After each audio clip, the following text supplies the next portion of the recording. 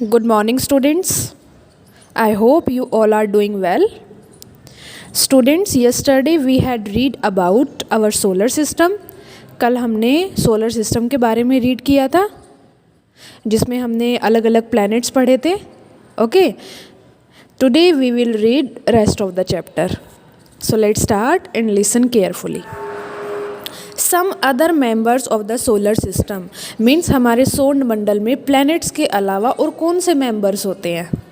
There are some other bodies which revolve around the sun. They are also members of the solar system. Let us learn about some of them. हमारे solar system में और भी बहुत सारी bodies होती हैं जो सन के चारों ओर रिवॉल्व करती हैं. ओके, तो वो भी हमारे सोलर सिस्टम का ही पार्ट्स होती हैं. अब उनमें से हम पढ़ेंगे.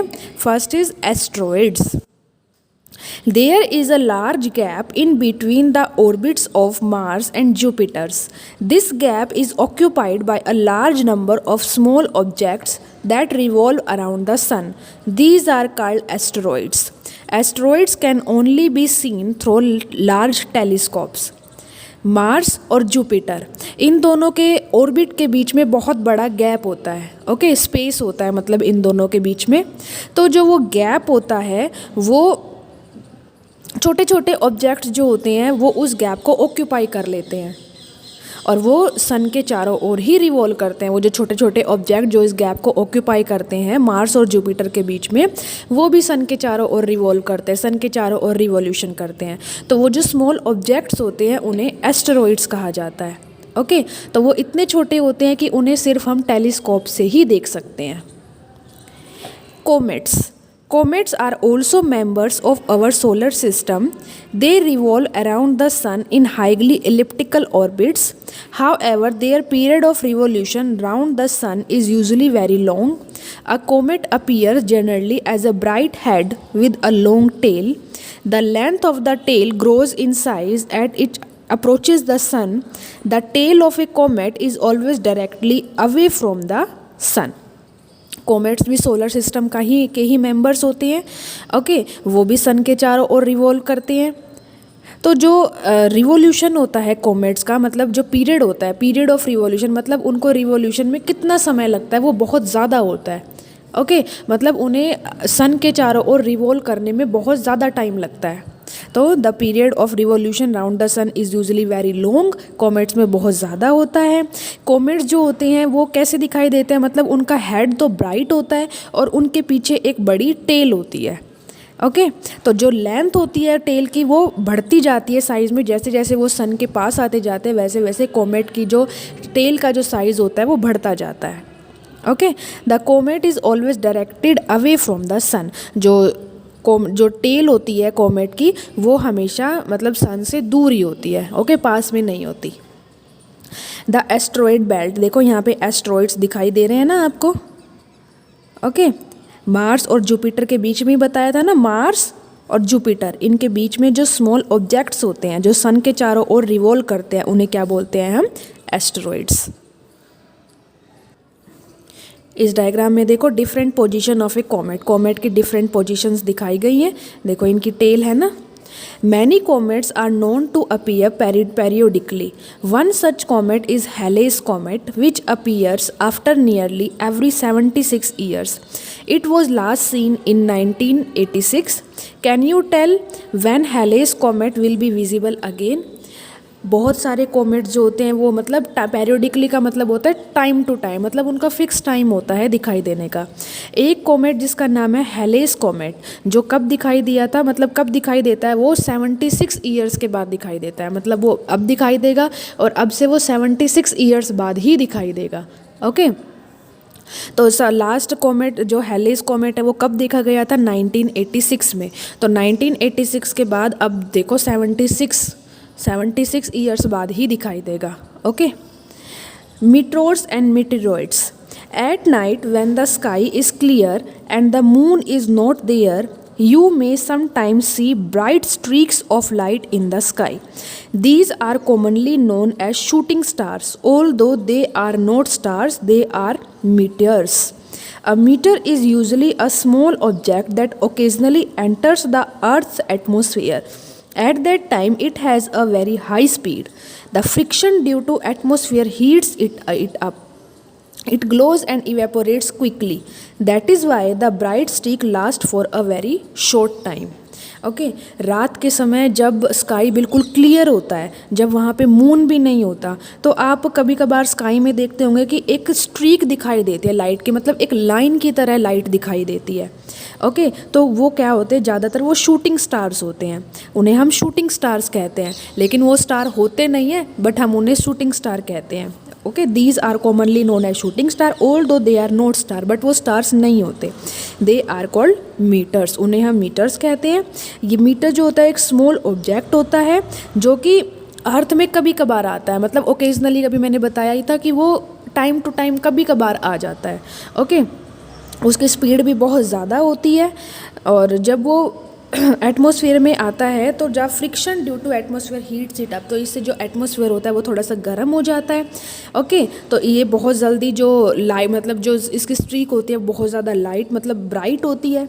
ओके और जो ब्राइट के मतलब जो ब्राइट स्ट्रीक होती है वो बहुत थोड़े समय तक रहती है स्काई में, क्योंकि उसकी जो स्पीड होती है वो बहुत ज़्यादा होती है. स्ट्रीक ऑफ ए मीटर, देखो यहाँ पे लाइट की स्ट्रीक दिखाई दे रही है. Okay, some meters are large and so they can reach the earth before they evaporate completely. The body that reaches the earth is called a meteoroid. कुछ metres जो होते हैं वो बहुत ज़्यादा बड़े होते हैं, मतलब बहुत लंबी स्ट्रीक होती है. ओके तो वो they can reach the earth before they evaporate completely. तो वो अर्थ पे कब आते हैं, जब वो पूरी तरह से इवेपोरेट हो जाते हैं. तो जो अर्थ पे जो वो बॉडी आती है उसे हम क्या बोलते हैं, meteorite. Meteorites help scientist in investigating the nature of the material from which the solar system was formed. Artificial satellites. You must have heard that there are a number of artificial satellites which are orbiting the earth. You might wonder how artificial satellites are different from natural satellites. Artificial satellites are man-made. They are launched from the earth. They revolve around the earth much closer than Earth's natural satellite, the moon. Artificial satellite के बारे में हमने पहले भी पढ़ा था कि वे satellite जो मैन मेड होते हैं, जिन सैटेलाइट्स को ह्यूमन बींग्स बनाते हैं, उन्हें आर्टिफिशियल सैटेलाइट बोलते हैं. ओके आर्टिफिशियल सैटेलाइट जो होते हैं वो नेचुरल सैटेलाइट से अलग होते हैं. नेचुरल सैटेलाइट मतलब जो मैन मेड नहीं होते, लाइक मून. ओके तो आर्टिफिशियल सैटेलाइट और नेचुरल सैटेलाइट अलग होते हैं. और आर्टिफिशियल सैटेलाइट अर्थ के बिल्कुल क्लोज रिवॉल्व करते हैं. ओके जितना नेचुरल सैटेलाइट भी रिवॉल्व नहीं करते उतने क्लोज जो होते हैं, उससे ज़्यादा क्लोज जो होते हैं आर्टिफिशियल सैटेलाइट रिवॉल्व करते हैं सन के चारों ओर. Okay India has built and launched several artificial satellites. Aryabhatta was the first Indian satellite. Some other Indian satellites are INSET, IRS, Kalpana 1, EduSat, etc. Okay India ने बहुत सारे artificial satellite बनाए हैं. सबसे पहला आर्टिफिशियल सैटेलाइट का नाम है आर्यभट्ट जो इंडियन सैटेलाइट है. और इंडियन सैटेलाइट कौन से हैं, INSAT, IRS, Kalpana 1, EDUSAT etcetera. Artificial satellites have many practical applications. They are used to forecasting weather, transmitting television and radio signals. They are also used for telecommunication and remote sensing. Artificial satellite बहुत जगह use किए जाते हैं, like weather का पता लगाने के लिए, टेलीविज़न और रेडियो सिग्नल ट्रांसमिट करने के लिए. Okay remote sensing, telecommunication, इनमें भी आर्टिफिशियल सैटेलाइट यूज़ किए जाते हैं. यहाँ पे कुछ इंडियन सैटेलाइट्स की आपको पिक्चर्स भी दिखाई गई हैं. ओके तो students we have completed the reading. Okay अब हमने इस चैप्टर में क्या पढ़ा वो पढ़ेंगे हम. The phases of the moon occur because we can see only the part of the moon which reflects the light of the sun towards us. Moon में अलग अलग फेजेस क्यों दिखाई देते हैं, क्योंकि जो सन की जिस पार्ट पे रिफ्लेक्शन होगी हमें मून का वही पार्ट दिखाई देता है, तो हमें बाकी का पार्ट जो होता है वो ब्लैक दिखाई देता है. Stars are celestial bodies that emit light of their own. Our sun is also a star. Stars जो होती हैं वो बॉडीज़ होती हैं जो अपनी ही लाइट एमिट करती हैं. सन भी एक स्टार है. It is convenient to express distances of stars in light years. मतलब हम स्टार्स की डिस्टेंस जो होता है उन्हें हम पता लगा सकते हैं. Stars appear to move from east to west, star जो होते हैं वो ईस्ट टू वेस्ट में मूव करते हैं। The pole star appears to be stationary from the earth because it is situated close to directed to the axis of rotation of the earth. Pole star जो होता है वो stationery होता है, उसकी जो पोजीशन होती है वो चेंज नहीं होती क्योंकि जो वो बहुत ज़्यादा क्लोज होता है, जो अर्थ होता है उसकी रोटेशन के बहुत क्लोज होता है। Constellation are group of stars that appear to form recognisable shape. Group of stars को हम कॉन्स्टलेशन कहते हैं जो कि एक शेप बनाते हुए दिखाई देते हैं।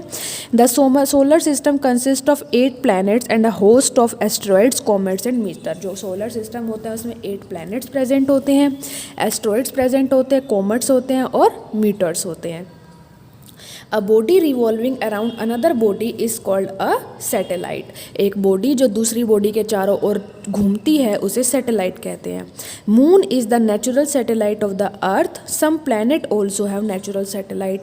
मून जो होता है वो अर्थ का नेचुरल सैटेलाइट है, मतलब मून जो होता है वो अर्थ के चारों रिवॉल्व करता है।